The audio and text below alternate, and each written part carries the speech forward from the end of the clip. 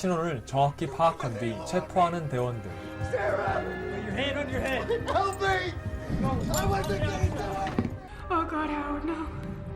이 기괴한 예언자들은 예언을 통해 범죄를 예방시켰지만 감정의 잔상은 계속되어 예언자들을 괴롭힙니다. 윤리적으로 굉장히 문제가 있어 보이지만 이 예언자들의 능력과 범죄 예방 효과는 확실합니다. I'm sure you all understand the legalistic drawback to pre-crime methodology. Here we go again. Look, I'm not with the ACLU on this, Jeff. But let's not kid ourselves. We are arresting individuals who have broken no law. 법무성에서 감사를 나온 데니, 예언을 통해 유죄를 주장하고 체포하여 감금시키는 범죄예방관리국의 비윤리에 대해 지적합니다. You're talking about predetermination, which happens all the time. Why'd you catch that? Because it was going to fall. You're certain? Yeah. But it didn't fall. You caught it. 하지만 존은 공을 굴려서 자신의 입장을 반문하죠. Wall screen.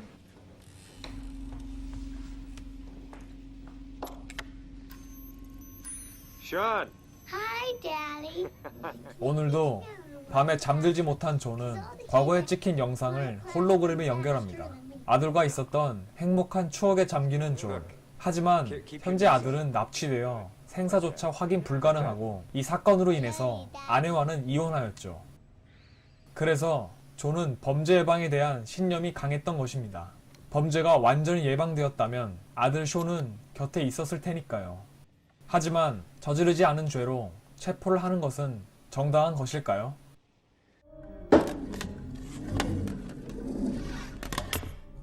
또 하나의 범죄가 예언되고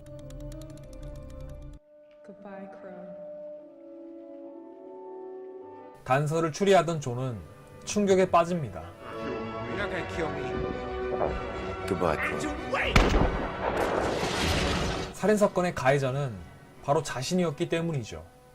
존은 이 장소를 모르고 살해할 것이라 예측된 이 남자는 본 적도 없습니다. 하지만 예언에 의해 한순간에 도망자 신세가 되어버리죠. I like you, Chief. You've always been nice to me. Give you 2 minutes before I hit the alarm.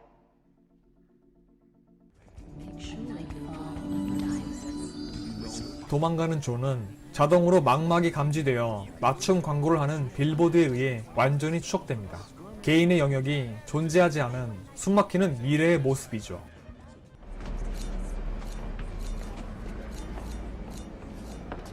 지하철도 사람이 손댈 필요 없이 망막 인식을 통해 결제됩니다. 이 방대한 개인정보를 접근할 수 있는 수사관들에게 존의 위치를 찾기란 아주 쉬운 일이죠.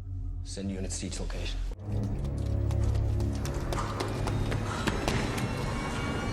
경찰들의 추격에 숨가쁘게 도망치는 존. 하지만 최신 무기로 무장한 경찰들의 추격은 따돌리기 굉장히 어렵습니다. 방금 전까지만 해도 동료였지만 지금은 자신을 위협하는 공권력이 되어 자유를 구속하려고 합니다. 그래도 베테랑 존의 무빙은 따라올 수 없었죠. 자동차 공장으로 도망치는 존. 이번엔 검사 데니가 그를 추격합니다.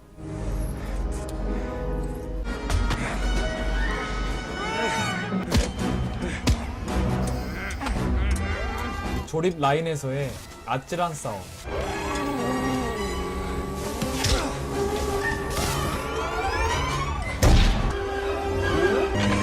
고전 슬랩스틱 같은 연출로 존은 위기를 모면하고 그대로 자동차를 타고 탈출해버립니다. 존이 향한 곳은 예언 시스템의 창시자의 거주지입니다.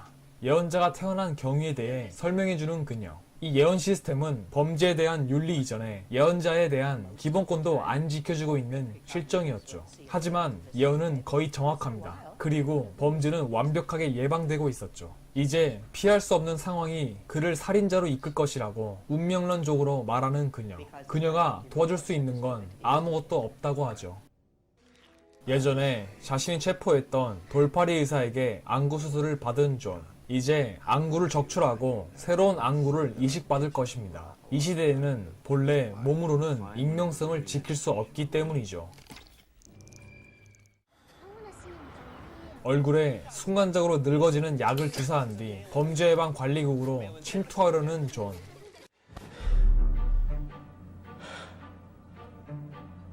적출했던 앙부를 이용해 들어간 뒤 수소 탱크에 물을 빼 하수구를 열고 가장 능력 있는 여자 예언자를 데리고 하수구로 들어가 납치합니다. 운명론족인 예언이 틀렸고 자신은 살인자가 아님을 확신하기 위해서죠. 그런데 예언 속 시간이 다가오자 익숙한 장면들이 나오기 시작합니다. 자신이 살인자가 된다고 예언했던 그 아파트, 그리고 베란다에 있는 그 남자, 예언을 확인하기 위해 그곳으로 향하는 존. That's the guy. The man in the window. 예언 속의 아파트에 도착한 존은 이곳에서 충격적인 정황을 보게 됩니다. 침대에 널브러져 있는 수많은 아이 사진들. 이 방의 주인은 소아 성애자인 걸까요? 그리고 그 사이에 있는 아들 숀의 사진. 이 방의 주인은 바로 존의 아들을 죽인 범인이었습니다.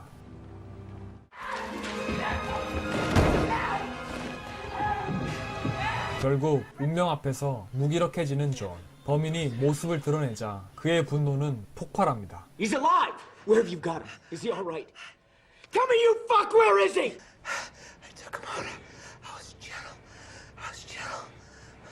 아들에 대해 추궁하는데 그는 결국 죽었음을 알게 됩니다. 끔찍하게요. So very sorry.